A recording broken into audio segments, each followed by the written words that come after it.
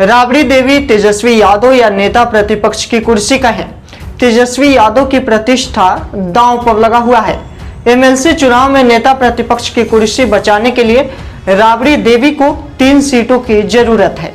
AB news के साथ मैं दिवाकर पांडे। बिहार विधान परिषद में स्थानीय निकाय के 24 सीटों पर चुनाव होना है, जिसमें अभी के समय में सबसे अधिक दबदबा एनडीए गठबंधन का है। मौजूदा समय की बात करें तो एनडीए सदस्यों की संख्या 40 है।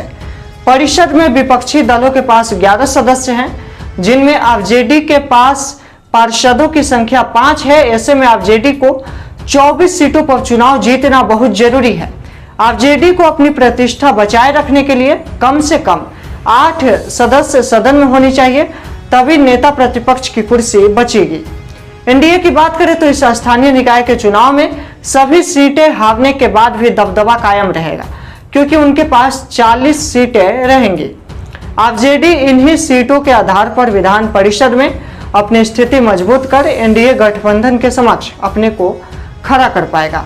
इन 24 सीटों में से अधिकतर बीजेपी और जेडीयू की है, इसलिए दोनों दल इन्हें खोना नहीं चाहते हैं। इसके लिए दोनों दलों की ओर से हर संभव कोशिश हो रही है, लेकिन बागियों के मैदान में आने के कारण मुश्किलें बढ़ गई है।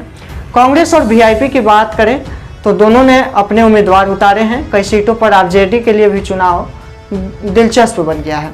इस चुनाव में उम्मीदवारी की बात करें तो सत्ता पक्ष से केवल बीजेपी और जेडीयू के ही उम्मीदवार हैं, तो विपक्ष में बैठी कांग्रेस को आरजेडी ने दरकिनार कर दिया है। कांग्रेस ने अपने बूते चुनाव लड़ने का प्लान बनाया है, वहीं वीआईपी ने भी अपने उम्मीदवार उतार दिए हैं। बता दें कि बिहार विधान परिषद की 24 सीटों पर 4 अप्रैल को वोटिंग होनी है। वोटों की गिनती 7 अप्रैल को होगी। आरजेडी को बिहार में तो कांग्रेस को लगता है कि वह देश में सबसे बड़ी पार्टी है। जहां एमएलसी चुनाव में कांग्रेस 16 सीटों पर तो आरजेडी 23 सीट पर चुनाव लड़ रही है।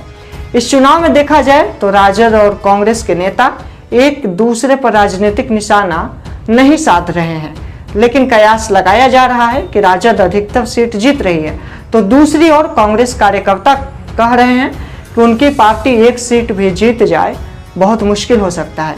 हालांकि राजद का खेल बिगाड़ने के लिए कांग्रेस की रणनीति यही कहती है कि न जीतेंगे न जीतने देंगे। इसलिए राबड़ी तेजस्वी समेत आरजेडी की प्रतिष्ठा दांव पर है, जो उनके लिए एनडीए के समक्ष चुनौती के रूप में खड़ा है। हालांकि 7 अप्रैल के बाद ही विधान परिषद में बिहार के राजनीतिक दलों का भविष्य तय हो जाएगा। आगे की जानकारी के लिए हमारे साथ बने रहें, देखते रहें एबी न्यूज।